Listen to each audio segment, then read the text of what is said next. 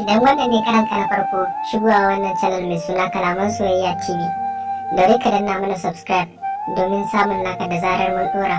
Mun gode. Assalamu alaikum wa rahmatullahi ta'ala wa barakatuhu. Suna na Hayatu Salis a cikin littafin nan dai mai suna maraitin so. Kar ku manta a lokacin da ya gabata mun tsane a daidai lokacin da iyayen Ibrahim suka fuskanci cewa Ibrahim yana cikin damuwa, don haka yanzu za mu dora. Bayan iyayen Ibrahim sun fuskanci cewa Ibrahim yana cikin damuwa, suka kira shi suka zaunar da shi suka ce hakika Ibrahim kana cikin damuwa matsananciya mai yawa kuma, amma ma ba mu san menene dalilin wannan yin damuwar taka ba. Mun san dai cewa damuwar taka ba za ta wuce soyayya ba, amma kada ka kasance cewa soyayya ta sanya ka a cikin damuwar da za ka kasance cewa kana tunani wanda za ka lalata rayuwarka, domin shi so abu ne na musamman. Tunda ka rasa wacce kake so kuma hakan ya zama na cewa ta yaudare ka ne ko kuma dama ba ta san ka take ba. Amma dai muna mai baka haƙuri akan hakan da ya faru. Muna son ka cire dukkanin wata damuwa da take cikin zuciyarka, domin hakan shine zai baka sauki a cikin zamantakewarka. Idan ba haka ba za ka kasance a cikin damuwa ne, in ma ka ci sa'a wata cutar ta zo ta same ka, kaga mu kuma ba za mu yi fatan hakan ba. Ibrahim ya ce wa iyayensa haka ne, amma gaskiya na kamu da soyayyanta ta yadda ni ban san ya ne zan iya cire soyayyanta ba, kuma soyayyanta ba ta misalta a cikin zuciyata ba. Hakan ne yasa ni nake ji na tamkar maraya a cikin soyayya. Dan haka na fawwala Allah Ubangiji komai, ni kuma in Allah yadda ba zan ƙara neman maryam ba. Dan haka tunda ta samu wanda ya fi ni, hakan shine mafi alkhairi a tattare da ni. Allah ya sa. Bayan wani lokaci ya ga cewa damuwa ta wanzu a cikin zuciyarsa, duk da ya yi ƙoƙarin cire ta, amma hakan ya yi masa matuƙar wahala. Ya yanke shawara domin ya bar gari, bayan da kowa bai san inda zai je ba, kuma shi kanshi bai san inda zai je ba. Hakan ne ya ba shi damar ya rubuta wasiƙa zuwa ga Maryam. Da farko dai ya fara rubuta wasiƙar: amincin Allah ya tabbata a gare ki yake abokiyar rayuwata a wancan lokacin, duk da cewa na san yanzu kin canza ni, amma dai na san cewa na kasance da sanki, amma kuma ki san da wani abu guda ɗaya, san bar gari ne da sanki, bayan kuma ban san ina ne zan je ba. Don haka ina mai sadaukar miki da dukkanin wani farin ciki na, kamar yadda kika hana ni farin ciki a kowane lokaci, ni ba na fatan ki farin cikin ki ya katse ko daidai da sakon ɗaya ne. Malama Maryam, na kasance ina mai farin ciki saboda ke, amma kuma yanzu na shiga damuwa saboda ke. Ba na tunanin akwai wani abu da zai zamanto farin ciki bayan ke, duk da kuma cewa na rasa abin da zai sani farin cikin ke ɗin dai. Hakika na shiga damuwa matuƙa sosai, amma ban san yaushe ne damuwa ta za ta warke ba, duk da dai na san cewa ke kina cikin farin ciki, ina alfahari da haka. Amma dai ni dai ki sani cewa ina son ki, kuma zan bar gari ne, ban san yaushe ne zan dawo ba, kuma ban san yaushe ne zan warke daga cutar sanki da ta kama zuciyata ba. Hakan ne yasa bayan ya gama rubuta wannan wasiƙa, ya kwatanta wa ƙanwarsa gidan su Maryam domin ta je ta kai mata wannan takarda. Kafin ƙanwarsa Khadija ta dawo daga kai takarda, shi kuma tuni ya bar gari. Zuwan Khadija ne gidan yasa ta samu Fatima, ta suke sanar mata da wasiƙar da yayanta ya baya a kawo mata. Bayan ta karɓi wasiƙan, ta gama karanta wasiƙar kenan, sai ta ji cewa tausayin Ibrahim ya kama ta a cikin zuciyarta, duk da cewa ba ita bace Maryam, amma kuma hakan ya sa ta shiga damuwa matuƙa. Shine take da na sani akan abin da ta yi masa, bata gaya masa cewa ba ita bace Maryam ba, ita sunanta Fatima, a cikin sauƙi yadda zai fahimci zancen. Amma gashi ta yi sakaki, kuma har gashi ya bar gari. Hakan ya sa ta tsinkar da na sani mai matuƙar yawa, duk da cewa ba ita yake so ba, amma sai ta ji tana tausaya masa, kuma ta ji cewa kamata ya ce ta samu masoyi kamar wannan, domin shine masoyin da zai kasance ya sa ta farin ciki a kowane lokaci. Bayan ya tafi, Khadija ta koma gida, ta tabbata tarar da Ibrahim ba. Hakan ne ya sa Khadija ta koma gidan su Fatima, ta ce hakika ke macuciya ce kuma azzalima ce, kin yaudara dan uwana, sannan kuma kin sa ya bar gari bayan da mu kanmu ba mu san inda ya tafi ba. Hakan muna nufin cewa ba za mu yafe miki ba akan abin da kika yi mana, duk da cewa shi kadai ne yayan mu, to amma kuma ki sani cewa duk abin da kai wani kai ma za a yi maka. Fatima ta yi kokarin ta sanarwa da Khadija abin da yake faruwa na zahiri, amma kuma Khadija bata saurari ta ba, sakamakon cewa zuciyarta na cike da masifa, domin ta ga cewa ta gaya mata maganganun da dukkanin sun kiranta saboda ta sa dan uwansu ya bar gari ba tare da wani dalili ba. Shi kuma Ibrahim ya tafi, bai san inda zai je ba, ita kuma Maryam tana can wata duniyar tana tunaninsa kamar shi ma yanda yake tunaninta. Sannan kuma ga Fatima ta shiga cakwakiya, sakamakon cewa ita kanta tana da na sanin cewa me yasa ta yi masa haka. Hakan ne yasa Fatima ta ji cewa ta fara son Ibrahim a cikin zuciyarta duk da cewa shi kuma Maryam yake so. Daga wannan lokaci Fatima ta ɗauki ɗan cewa sai ta nemo Ibrahim a duk inda yake. Wannan dalilin ne yasa ta shiga neman Ibrahim ba dare babu rana, amma kafin ta tafi neman Ibrahim ta yanke shawara akan cewa sai ta lalubo cewa wace ce Maryam kuma ya suke da Maryam har ya kasance cewa suna kama ɗaya da Maryam. A cikin bincikenta ne ta gano cewa Maryam ita ce suka tashi daga wannan gidan bayan ita, kuma suna matukar kama sosai. Bayan ta gano wannan shine dalilin da yasa ta tabbatar da cewa bata wa Ibrahim adalci ba ko kaɗan. Wannan dalilin ne yasa ta ƙara jin cewa sai ta lalubo Ibrahim a duk inda yake, ko da a ce idan ta ga masa cewa tana son sa ba za ya amince ba. Ko da yaushe tana cikin damuwa, ita ma ta bar gidansu bayan da cewa bata san inda za ta je ba, kamar yadda shi ma bai san inda zai tafi ba. Wannan dalilin ne yasa ta tafi neman Ibrahim bayan da cewa bata san a ina za ta gan shi ba ko kuma shi a ina ya suke ba. A cikin laliban da take yi ne wata rana tana cikin tafiya kawai sai ta yi kiliya da Ibrahim, amma duk da haka ba wanda ya ga kowa a wannan lokaci a cikin wani gari wanda su kansu ba su san sunan garin ba. Ibrahim yana cikin damuwa a wannan lokacin, ita ma tana cikin damuwa na neman sa, duk da cewa kowanne yana neman kowa, amma hakan bai sa wani ya ga wani ba a cikin wannan lokaci. Aka ci sa'a a wannan garin da Fatima take, a nan ne Maryam ita ma take, suka haɗu a wannan lokacin. A lokacin da Fatima ta ga Maryam, ta je gare ta ce salamu alaiki, ta amsa mata, ta ga tana matukar kama da su, kowa ya ga cewa suna matukar kama da juna. Hakan ne yasa Fatima ta ce ke ce Maryam? Ta ce mata ni ce Maryam, amma ke wace ce da kika san sunana kuma gashi muna matukar kama da ke?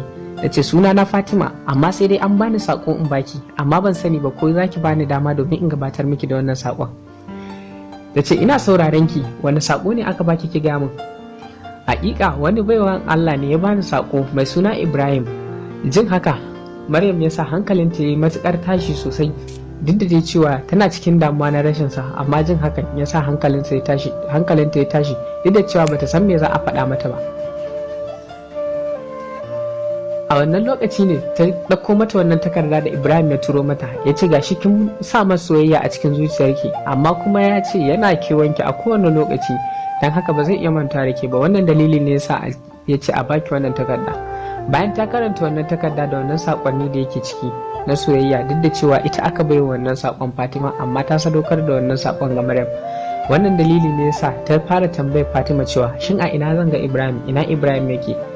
Ta ce ni ma ban sani ba, tunda dai cewa ya bar gari, ni ma ban san inda ya tafi ba. Duk da cewa Fatima neman Ibrahim ta fito, amma bata taba nuna mata cewa neman Ibrahim ta fito ba. Wannan dalili ne yasa ita ma Maryam ta dauki dan cewa sai ta lalubo Ibrahim a dukkanin inda yake, bayan da Ibrahim kuma iya cikin wannan garin. Wannan dalili ne yasa ita ma Fatima ta yi gaba daga wannan garin, domin ta san cewa Ibrahim ba lalle a ce ya zo wannan garin ba, duk da cewa ta san cewa shi so ba abin da baya iya sawa.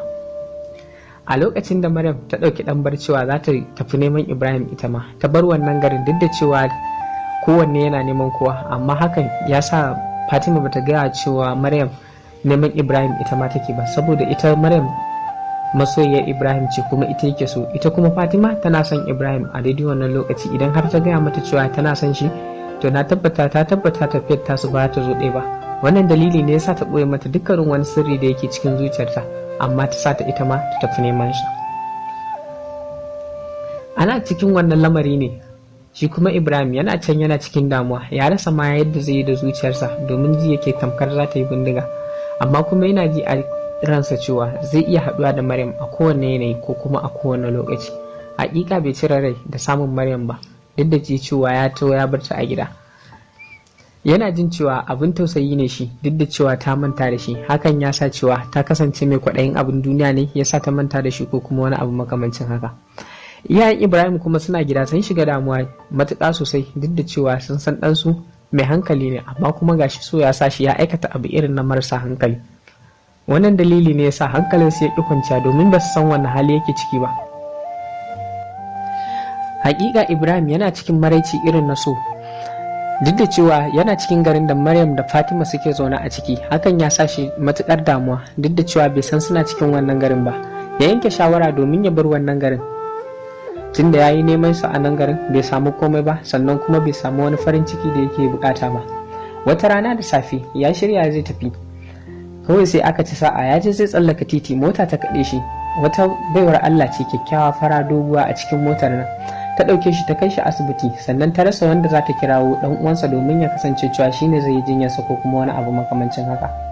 Hakan ya sa ta ɗauki nauyin jinyarsa har ya samu lafiya, duk da je cewa bata san daga inda yake ba, bata san kuma wane ne shi ba. Hakan ya sa ta ɗauki kasada, ta ɗauki jinyarsa duk da cewa ita ta kaɗe shi, hakan ba zai taɓa zama kasada ba.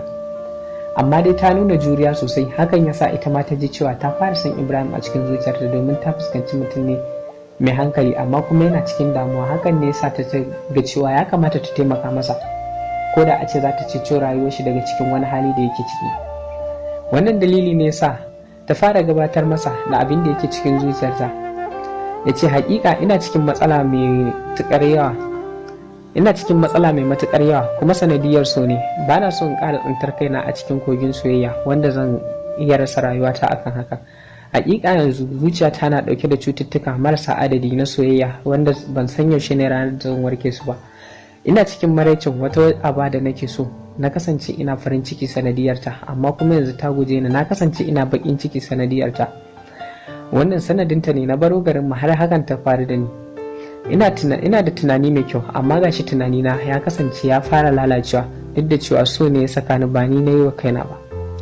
Hakika idan kika fuskanci labarin soyayyata, za ki fuskanci na sha kalubale mai tarin yawa. Wannan ba shi bane kalubale na kaɗe ni da kika fara yi a cikin kalubalen da na fuskanta, domin na fuskanci kalubale mai tarin yawa. Hakika ba na so in ƙara tsinduma kafata a cikin kogin soyayya, hakan ya zamanto cewa abu mai matsala a tattare da ni.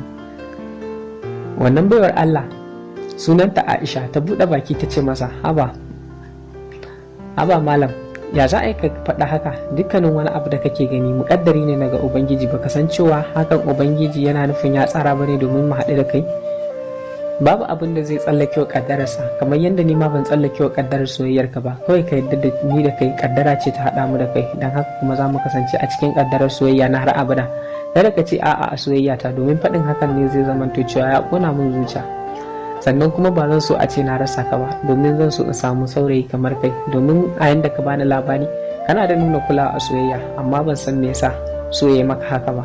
Hakika Allah ya tsara hakan ne domin mu haɗu da kai, ni kuma ina farin ciki, kuma sannan ina murna da kai da shigowar ka rayuwata. Wannan dalili ne yasa Ibrahim ya ji hankalin shi a dan kwanta kaɗan, duk da cewa shi tunanin Maryam ne kawai a tattare da shi, sannan kuma ga Aisha ta shigo rayuwarsa, ita kuma Fatima na can na neman sa kamar yadda Maryam ta fito neman sa. Hakika Ibrahim ya kasance bai san me yake faruwa da Maryam ba, domin da ya san Maryam ta fito neman sa, da ko kaɗan ba zai fara sauraron zantukan Aisha ba, domin hakan zai kasance cewa abu ne na ɓata lokaci ko kuma wani abu makamancin haka. To a nan ne za mu dakata sai wani lokacin, amma muna masu baku haƙuri da Allah ku danna mana subscribe, sannan ku danna mana alamun like. Ga mai buƙatar ƙarin bayani a dangane da wannan littafi sai kirayi wannan namba kamar haka 070 36 45 27 34. Mun gode.